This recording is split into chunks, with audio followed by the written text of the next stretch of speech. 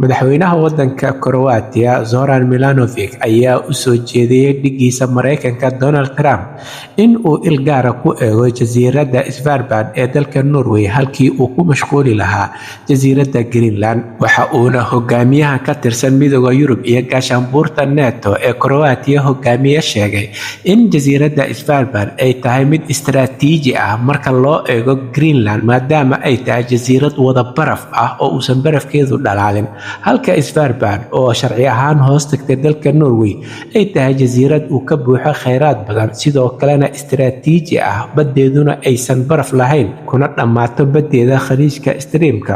oo sidoo kale bariga wax yar uun ka xigta Greenland oo uu Mareykanku ku mashquulsan yahay. Wuxuuna intaa ku daray in uusan malaynaynin in Greenland wax faa'iido iyo nacfi ah ay u leedahay Mareykanka xitaa marka laga hadlayo amnigiisa qaranka ay u wanaagsan tahay jasiiradda Norway hoos tagto ee Svalbard. Wuxuuna intaa ku daray in Mareykanka uu hadda si fiican indhihiisa u kala furo oo uu mar kale eego jasiiradaha khariiradahooda, isaga oo sheegay in il gaar ah oo aad u qoto dheer uu ku eego jasiiraddan Svalbard ee sharci ahaan hoos tagta Norway. Wuxuuna ugu baaqay Mareykanka iyo Donald Trump in jasiiraddani ay la wareegaan oo ay tahay meel istiraatiiji ah marka loo eego kheyraadka, amniga iyo xasiloonida Mareykanka sida uu hadalka u dhigay. Wuxuuna sheegay in Svalbard uu taageersan yahay in ay qaataan Mareykanka, halka uu sheegay in uu kasoo horjeedo in Greenland uu Mareykanku qaato. Xogeyaha wasaaradda arrimaha dibadda dalka Norway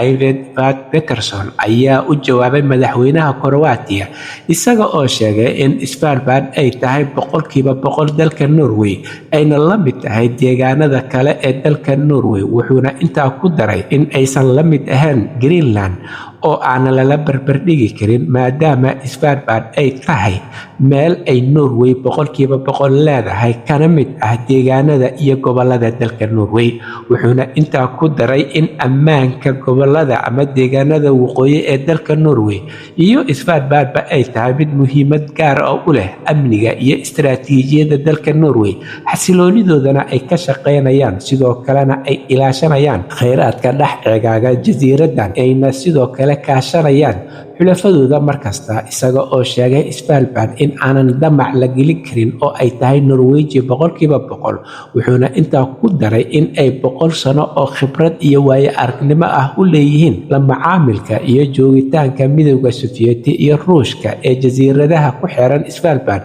ee uu Ruushku maamulo. Arrintan ayaa waxa ay dad badan ku noqotay layaab iyo fajiciso maadaama mid ka mid ah madaxweynayaasha wadamada gaashaanbuurta NATO iyo Midowga Yurub uu soo jeediyay in laga leexdo jasiiradda Denmark ee Greenland loona soo jeesto jasiiradda Svalbard oo uu Mareykanku xoog iyo xeelad mid doonaba uu kula wareego. Halka warkiisa ugu doorkaroon uu idinkaga imaanayo waa Somali Voice in Norway ama codka Soomaaliyeed ee Norway, waxaana idinla socodsiinayay aniga oo ah Cabdullaahi Shiine.